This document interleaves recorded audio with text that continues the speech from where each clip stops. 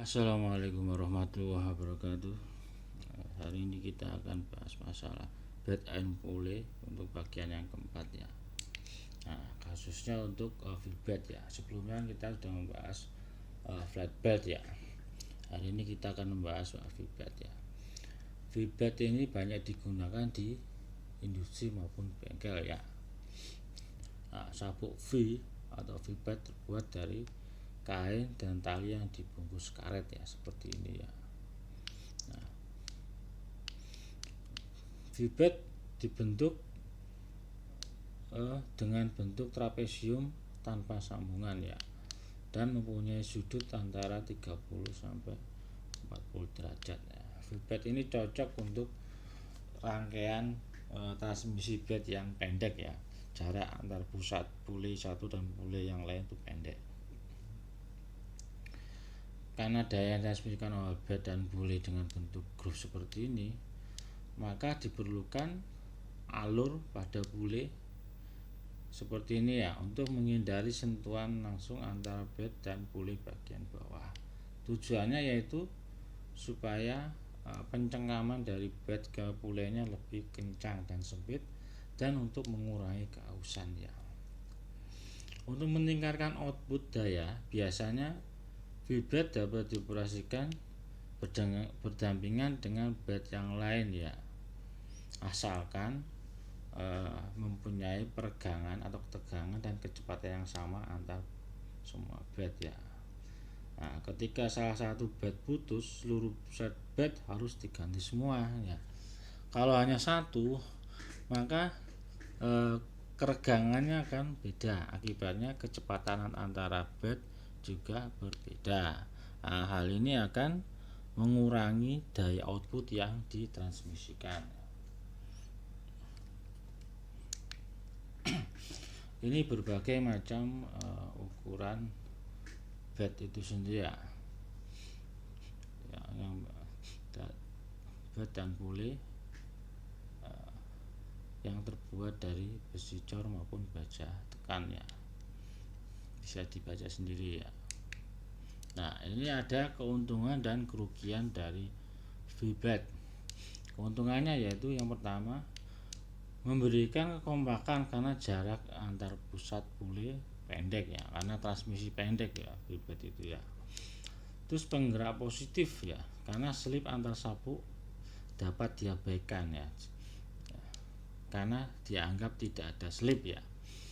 Terus 3, mempunyai rasio kecepatan yang tinggi ya, maksimum sampai 10 rasionya ya. Terus 4, pergerakannya halus ya, karena tidak ada sambungan ya. 5, mempunyai rasio ketegangan tinggi sehingga daya yang ditransmisikan, koefisien gesek, sudut kontak, dan tegangan engine lebih baik daripada flatbed ya.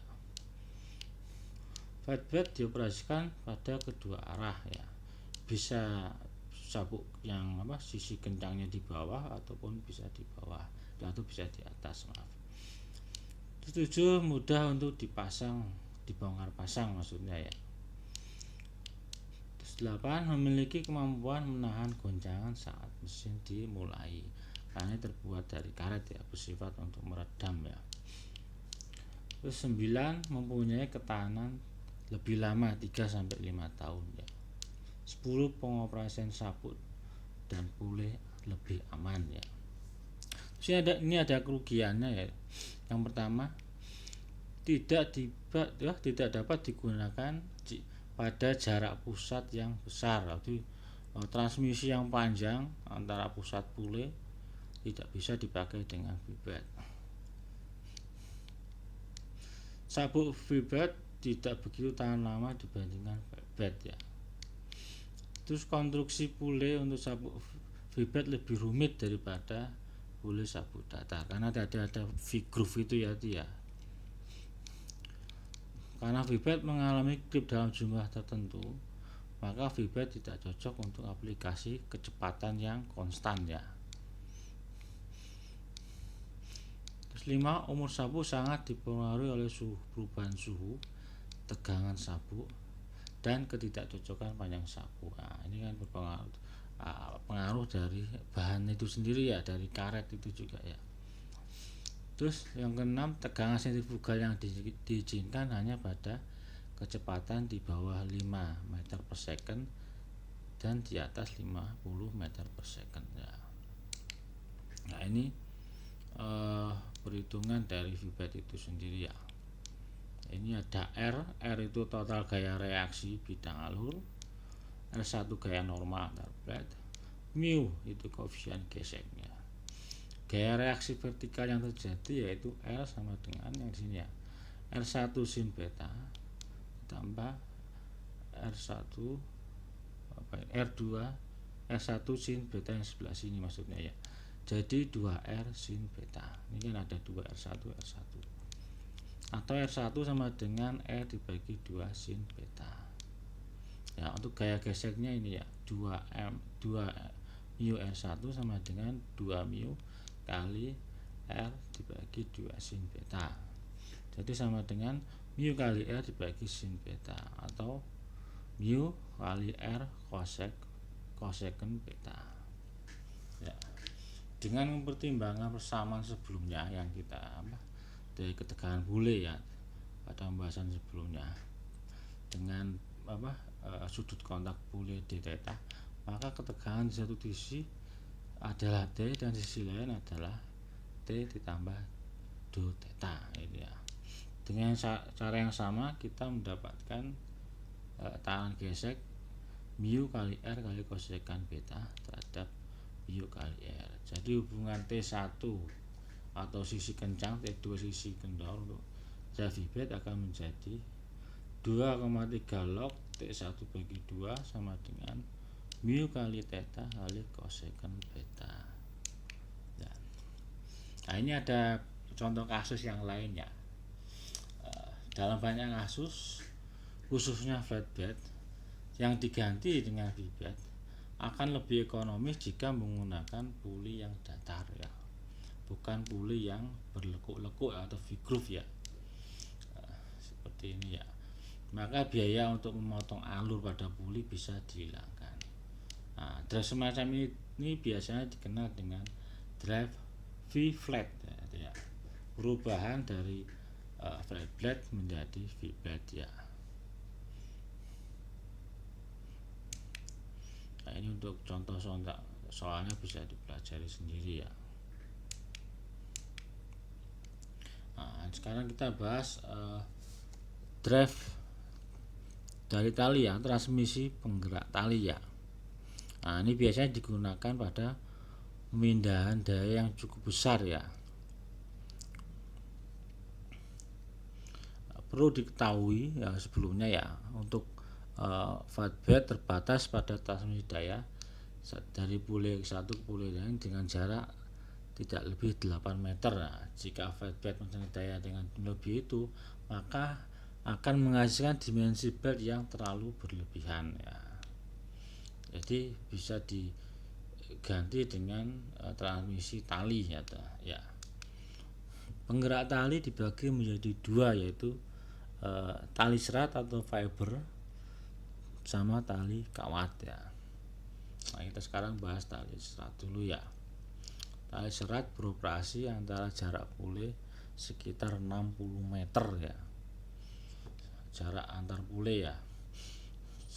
Sementara tali kawat bisa beroperasi dengan jarak antar puli sekitar 150 meter panjang ya.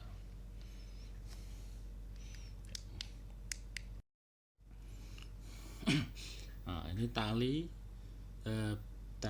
serat atau fiber rope dibuat dari berbagai macam serat ya, seperti rami, manila, dan kapas ya.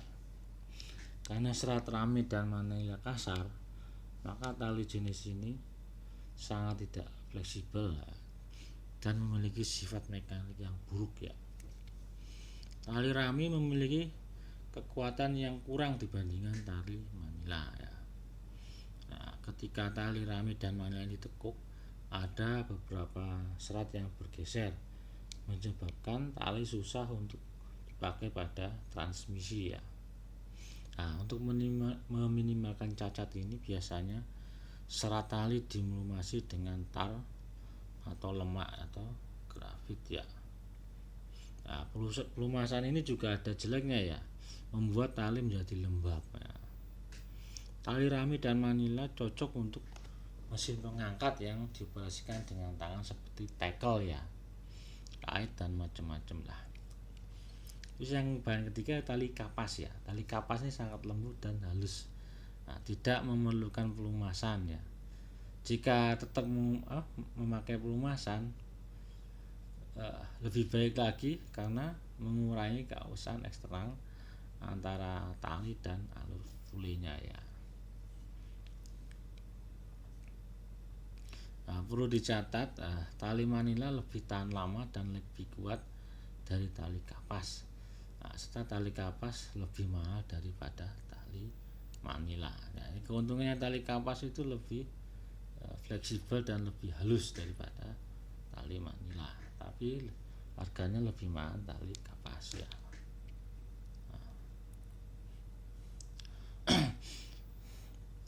Ini keuntungan dari penggerak tali serat ya. Yang pertama, transmisi halus, stabil dan tidak berisik ya. Yang kedua, sedikit terpengaruh oleh kondisi luar.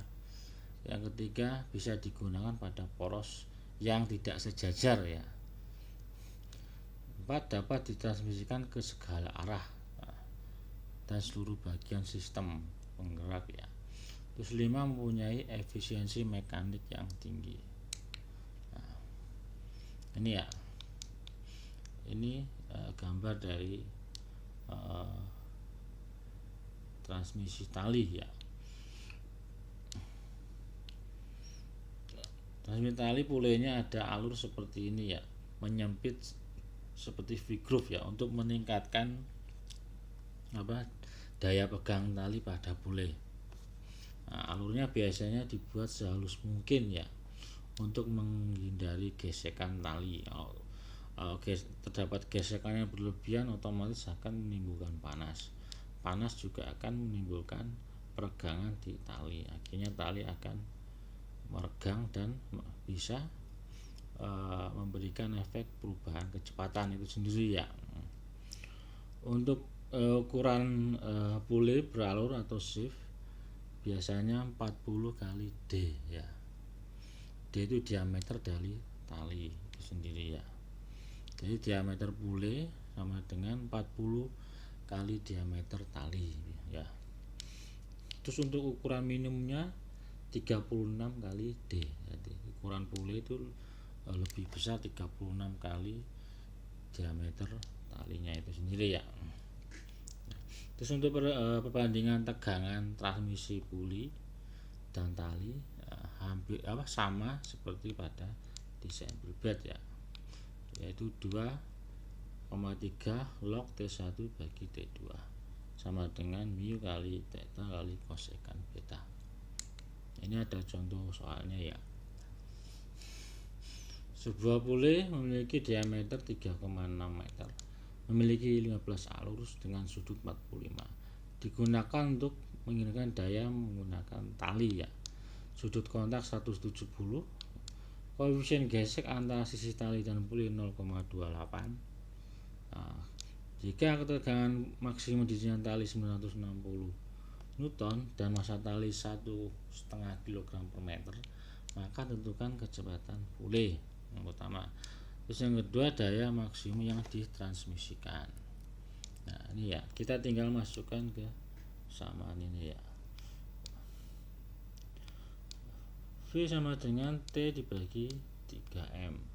Jadi 960 dibagi akar 960 dibagi akar 3 kali 1,5 sama dengan 14,6 meter per second untuk kecepatannya ya. Nah, kecepatan ini kecepatan translasi ini dijadikan menjadi RPM ya. Masukkan ke rumus biasanya PDN bagi 60. Akhirnya ketemu 76,8 RPM. Nah, untuk daya transmisi kan kita ketahui tegangan sentrifugalnya yaitu T dibagi 3. Jadi 960 bagi 3 ketemu 320 Newton ya. Terus untuk tegangan sisi kencang didapat dari T dikurangi TC. TC itu tegangan dari sentrifugal, hasilnya 640. Terus untuk tegangan sisi kendor dicari dari rumus tegangan antar tegangan tadi ya, T1 dan T2 dengan rumus ini ya, rumus Poole Vibert tadi ya. Akhirnya T2 diketahui 73 Newton. Terus kita masukkan untuk mencari daya yang ditransmisikan. P sama dengan T1 min T2 kali V. V itu kecepatan dikalikan N itu jumlah talinya ya. Ketemu sekitar 124,73 kW ya.